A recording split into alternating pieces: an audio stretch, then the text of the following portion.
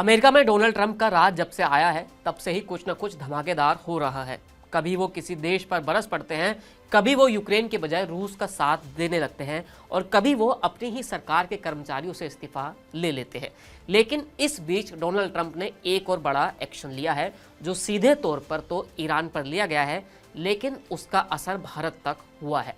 परमाणु समझौते को लेकर ईरान और अमेरिका की अदावत कोई नई नहीं है, ये कई साल से चलती आ रही है और अब इसमें एक और फैसला लिया गया है। दरअसल हुआ ये है कि अमेरिका ने ईरान के पेट्रोलियम और पेट्रोकेमिकल उद्योग के साथ काम करने के लिए सोमवार को 16 कंपनियों पर प्रतिबंध लगा दिया, जिनमें से 4 भारतीय कंपनियां भी शामिल है। अमेरिकी वित्त विभाग ने जिन भारतीय कंपनियों पर बैन लगाया है उसमें Austin ship management private limited, BSM marine LLP, Cosmos licence Inc और फ्लक्स मैरीटाइम LLP है। प्रतिबंध को लेकर अभी तक भारत की ओर से कोई आधिकारिक बयान नहीं दिया गया है। दरअसल क्योंकि भारत के ईरान और अमेरिका दोनों के साथ ही अच्छे संबंध हैं। अब पहला सवाल ये उठता है कि अमेरिका ने ईरान पर ऐसा प्रतिबंध क्यों लगाया है और अगर लगाया भी है तो इसमें भारतीय कंपनियां किस तरह फंस गई। दरअसल ये कदम तेहरान के तेल व्यापार के खिलाफ वॉशिंगटन के दबाव अभियान का हिस्सा है। OFAC यानी कि office of foreign assets control ने एक बयान में कहा है कि अमेरिका ने Austin ship management private limited, BSM marine LLP, Cosmos Lines Inc और फ्लक्स मैरीटाइम LLP पर प्रतिबंध लगाए हैं। इन कंपनियों पर ईरान के पेट्रोलियम उत्पादों के ट्रांसपोर्ट में मदद करने का आरोप है।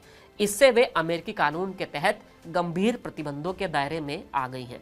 सीधे तौर पर अगर कहा जाए तो अमेरिका ने जिन भारतीय कंपनियों पर प्रतिबंध लगाया है वो ईरानी कंपनियों के ट्रांसपोर्ट के बिजनेस में जुड़ी हुई हैं, जिसमें तेल की सप्लाई से लेकर ट्रक शिपिंग या बाकी चीज़ों का जुड़ा हुआ काम है।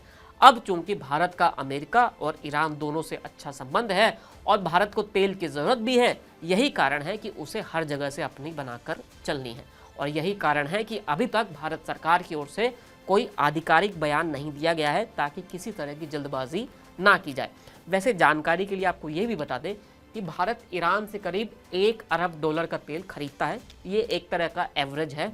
कोरोना के बाद से ये आंकड़ा काफी बदला भी है, कभी कम हुआ है, कभी ज्यादा हुआ है। साथ ही डोनाल्ड ट्रंप जिस तरह सेक्शन लगा रहे हैं उस हिसाब से इस पर काफी फर्क पड़ा है।